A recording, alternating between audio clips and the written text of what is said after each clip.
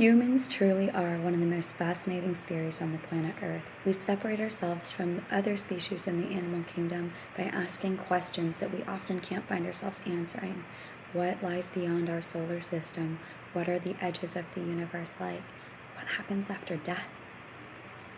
My name is Danielle Harris, and today I'm going to be going over one of the more interesting heritages that I've researched, the Native Americans. Being of Scandinavian, English, and Irish descent, my forefathers were practically born in the Caucasus Mountains, which makes me about as Caucasian as they come. So something that I do find interesting, though, is that being born in the United States, an American citizen, I am surrounded by rich cultures with fascinating backgrounds and beliefs, including that of those that existed on this land before me, the Native Americans. Specifically, I will be going into their death rituals and what they believed would happen after death and how they would do their ceremonies honoring their dead. So it was very difficult to do research on this specific topic, specifically because burial rituals were very, very, very sacred to the Native Americans. And I will also note that it changed greatly after Columbus sailed the ocean blue and came over here with the massive Christianity conversion happening. So a lot of these rituals did change after that happened. But I will be doing, just for the sake of research, the rituals that happened traditionally before Christianity was integrated into it. So there are a lot of differences. I'll be going over the Seminole tribes, which is the southeast region, which is where I'm from, the Navajo or Chippewa down in the southwest regions over towards Arizona, and then the Siberian or Alaskan tribes. There are a lot of similarities that come from all of these tribes, but they all did have innate differences. For example, one of the common beliefs is that they did not hold on to earthly possessions. They believed that all of the items from their past or deceased loved ones would need to go on with them to their afterlife to be used. Items included things like clothing, jewelry, tools, and even their housing. The difference is that a lot of these items were passed on in different ways. So you would burn them, send them into the river, and destroy them in some manner or way, or be buried with the loved one so that they could be used. Even if it was too big, like a house, they would burn it down so that even if it didn't make its way to the loved one, a lot of these cultures believed that if they didn't get rid of these items, that they would find their way back or try to reestablish their old life and haunt those that were around them.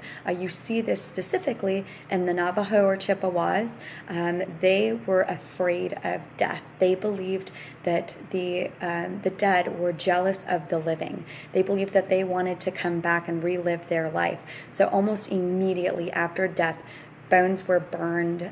They would go through, anybody that was around these bodies would have to go through a major cleansing process. This is specifically reviewed in NativeAmericanRoots.net, where the Chippewas specifically wrote down that they would not speak the name of the deceased one for at least a year postpartum, in fear that it would bring the spirits back. They would also burn all of their items and make sure that they didn't have a home to come back to. The only time that I did not find this being relevant is, unfortunately, in the death of a child from a tribe member. So when a child would pass away, a lot of times a doll was created using the child's hair, and it was given then to the mother, who would carry it with her for many years, if not for the rest of her life, and it would symbolize the grief that she always carried with her. So it's kind of sad. But moving on to the Seminoles, they had a lot less fear as far as the dead coming back, but they did get concerned that the spirits would get lost along the way. So what the Seminoles would do is they would place the bodies in either a hollowed out tree or a hollowed out canoe, and they would place all of the earthly possessions once again inside of these caskets, so to say, with their loved one.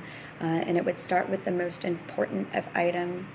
There was often a cleansing ritual that would also occur with these people in prayers, so that the person would be able to find their way to the other side.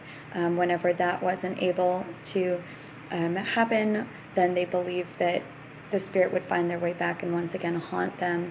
Whatever was not able to be placed in these caskets would also be thrown into the swamp. And that way, once again, it would be able to find its way back to their afterlife and make their life easier there. After a few weeks, according to the Seminole Tribe of Florida's website specifically, they would then bring back the bodies, whatever was left. They would cleanse the bones in another ritual, and then they would place them in sacred burial grounds for keeping. The other tribe had a little bit different of an idea, so they were more based on the whole life and death and like the circle of life, so to say, which is the Siberian or Alaskan tribes. So instead of sending the bodies downriver or burying them, they would often leave them exposed, and that way animals could consume the bodies and that it would go right back into that circle of life. So, and that I got very specifically from Chris Pratt from funeralzone.com. They did a really great job of explaining the way that they viewed like the circle of life. So I just find it really fascinating, though, that these were obviously tribes that were placed all over the place. One in the southeast region, one in the southwest region, one far north and west of either one. And even though they don't have any way of communicating back then, they all shared very similar beliefs as far as like what would happen after death and what they could expect for their loved ones and for themselves once they passed on. So I just find it really interesting that there's so much that ties us together as a species, whether we see it or not, no matter how different we look or think, that the ideas there, our grieving processes, the rituals that we go through in order to feel that answer that we all crave so much. So until next time, my name is Danielle Harris, and I'm just another one of this interesting species called humans. Have a great day.